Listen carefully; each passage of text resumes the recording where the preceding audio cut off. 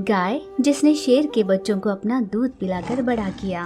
एक जंगल में एक शेर था। वो अपने जंगल के सभी जानवरों की बहुत अच्छे से देखभाल किया करता और अपने खुद के बच्चों की तरह उनसे प्यार करता था। शेर की पत्नी शेरनी भी थी, जो कई बरसों बाद गर्भवती हुई थी। जिस दिन से शेरनी गर्भवती हुई, जंगल के कोई भी जानवर उसे एक भी काम करने नहीं देते। हर तरह से उसका ध्यान रखने लगे। यूं ही दिन बीत रहे थे। एक दिन जंगल के सभी जानवर शेर की गुफा के सामने इकट्ठे हुए।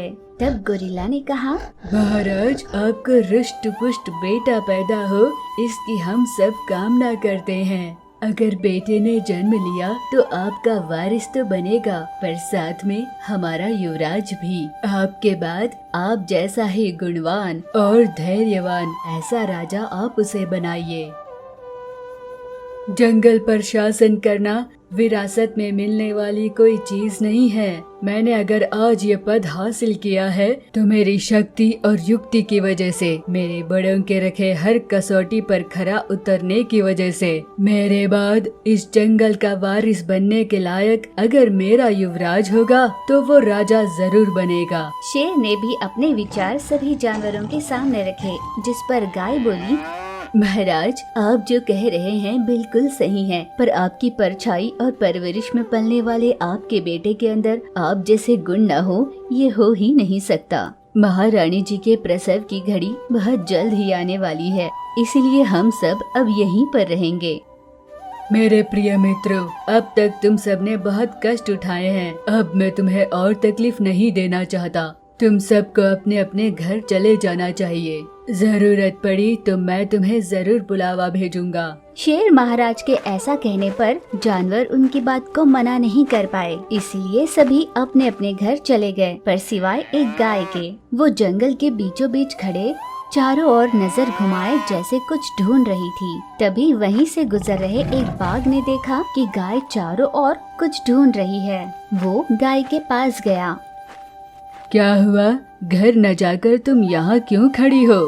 अरे कुछ नहीं, दरअसल मेरे छोटे बछड़े हैं ना, उन्हें अभी तक दूध की आदत है। अगर मुझे उन्हें दूध देना होगा तो मुझ में शक्ति तो होनी चाहिए ना। दरअसल आज सुबह से हम महारानी जी के पास ही थे ना, तो मैं चारा नहीं खा पाई, इसीलिए यहाँ घास चरने आई हूँ। अगर कहीं अच्छी घास मिल जाए तो खाकर अपने बच्चों को दूध देने जाऊंगी। वो तो ठीक है, पर तुम यहाँ क्या कर रहे हो? यूँ वो दोनों बात कर ही रहे थे कि अचानक उन्हें कहीं से किसी की बात करने की आवाज सुनाई दी। बाघ और गाय दोनों उस आवाज की दिशा में आगे बढ़े तो देखा आगे चलकर लकड़बग्गाओं की एक झुंड खड़ी थी, जो आपस में कुछ बात कर रहे थे। शेरनी प्रसव वेदनाओं के चलते बहुत तकलीफ में होगी, और महाराज अपनी पत्नी शेरनी को तकलीफ में देखकर खुद भी बहुत दुखी होंगे। शेर और शेरनी को साथ में मारने का इससे अच्छा मौका हमें नहीं मिलेगा। तो जंगल के सभी जानवर जो उनकी रखवाली करते हैं,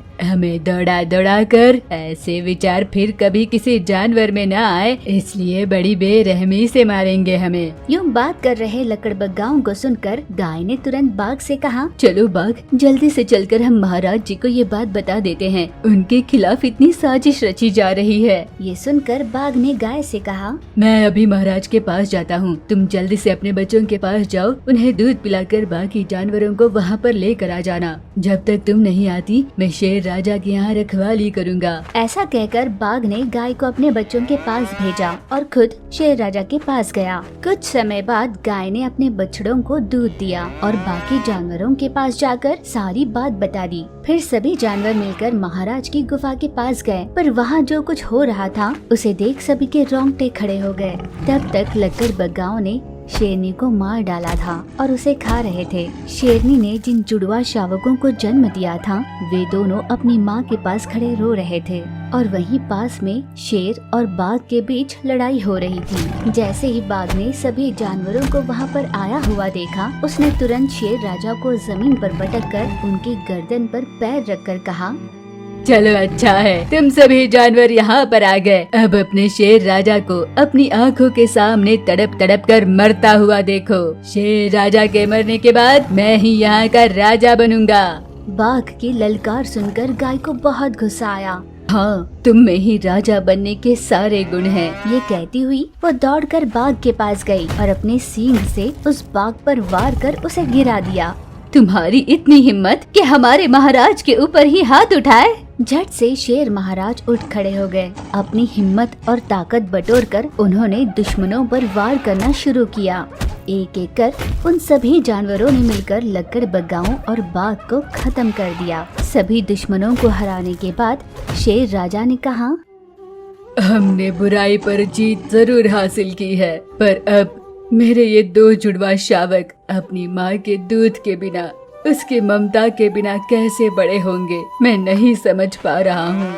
महाराज, आप अपने बच्चों को लेकर इतनी चिंता मत कीजिए। आज के बाद आपके बच्चों को मैं अपने बच्चों की तरह पालूंगी। फिर गाय उन दोनों शावकों के पास गई और उन्हें अपना दूध पिलाया। उनके माँ की कमी महसूस होने नहीं दी। हर समय उनके साथ रहते हुए, उन्हें माँ का प्यार देते हुए अपने बच्चों के साथ उनकी परवरिश करने लगी।